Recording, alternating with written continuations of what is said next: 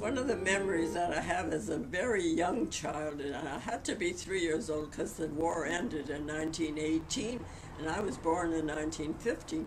And we were standing in the doorway of our house, which was on a courtyard. The barns were, chicken coops, and the houses.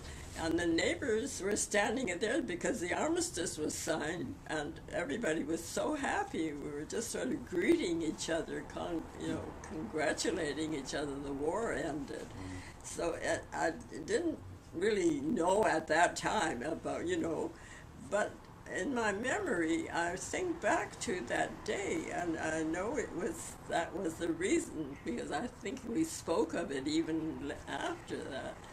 But it was, a very special day, the armistice. I was married in 40, and we came out here in 45, and I had my first child. He was 17 months old. And I loved Vancouver. I have to say, coming across, with mountains, coming from Winnipeg, there isn't a hill anywhere. Here I felt a little bit shrouded in, and I've learned to love them. And of course, Vancouver is so beautiful, especially we came late August. Everything seemed to be in bloom, and it was, compared to what Winnipeg was at that year, it was a real treat to come to. And of course, we came because my husband's sister had already moved here and living here. I was very heavy when I was young, and I hated myself. And consequently, it sort of ruled and ruined my life in some way. All's well that ends well. I can't believe here I am, 99 years old, and I still do aerobics twice a week and Tai Chi twice a week. And I do everything for myself, except that Bonnie is my blessing. I have to tell you, I don't know of a mother that's had such a good daughter. The thing I tell Mother and I tell Lanny is they don't ask me to do things I can't do. So, and they don't seem to be able or want to do some of these things. It's not like it's deep, but they don't understand some of the ways things work. And then my husband got a bright idea that he wanted to buy a business out in Richmond, which I tried to talk him out of it because it was a grocery store. It was really like a little general store. And Richmond at that time we referred to as Lulu Island. We never even called it Richmond. And I hated ditches because I was born on the farm, and we moved into Winnipeg proper when I was already 8 years old. So I remembered the streets. And I used to worry that we were going to fall into the ditch always. But, however, he talked me into it, and we went. But once he got into the business, he hated the small penny women worrying about every penny, which I do too. And so we stayed there 3 years, and I did most everything I could to earn, because my husband, in the meantime, in between, had a heart attack. He had asthma pretty badly, and it was very tough on him. So I looked for work, and I applied to Woodward's at that time. Was very popular, and I got hired there, and I worked in the credit office there for 10.5 years. So what decade was that? When was that? The 40s, the 50s? Yeah, it would be the 50s by now, I guess. Anyway, I didn't mind the job. I hated having to work with 2 kids to raise. I feel they were neglected up to a point, because you can't be working full-time and doing a full-time job, which I did, very much. And I rented out every inch of space we could in the little place we had. Anyway, I decided finally, after complaining about this manager, he was the kind of guy that if he wanted to reprimand you about anything, he wouldn't do it privately in the office. He'd make sure you were in the where everybody else was, 100 people sort of, so he could reprimand you in front of everybody. And that used to bother me. Not that he did it to me, he would do it to.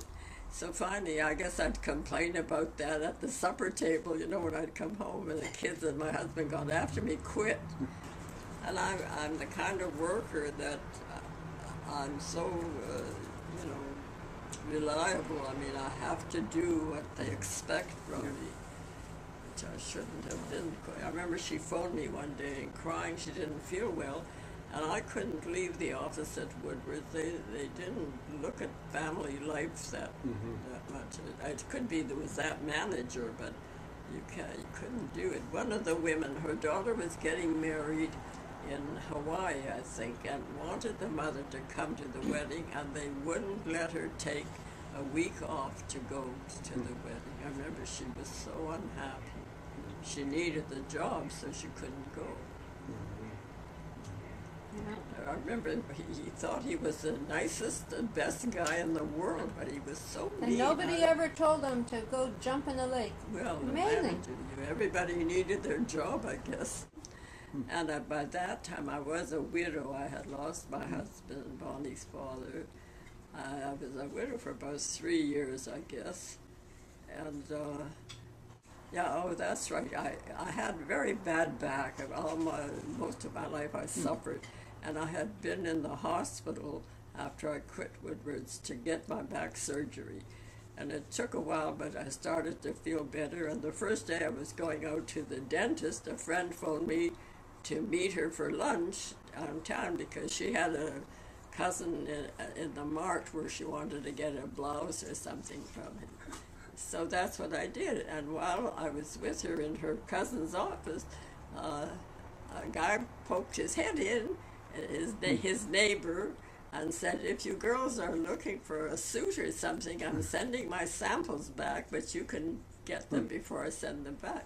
And I had to shop with my back being sore and one thing and another for it seemed like ages.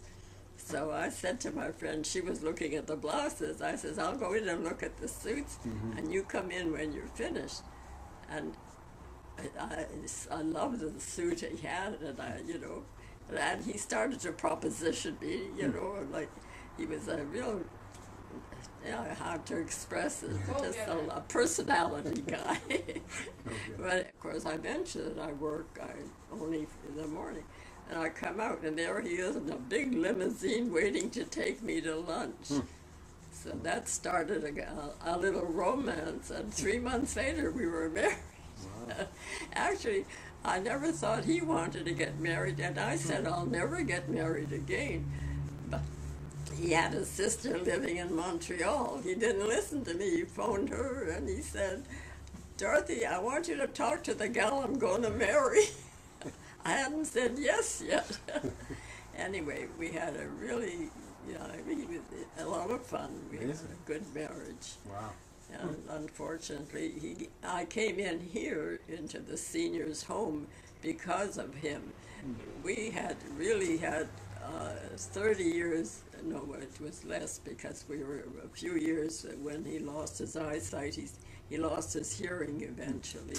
But before that, we traveled back east twice a year because he represented a ladies' wear line. And then we went to Palm Springs every winter, which he had already been doing for 30 years before he met me. Wow.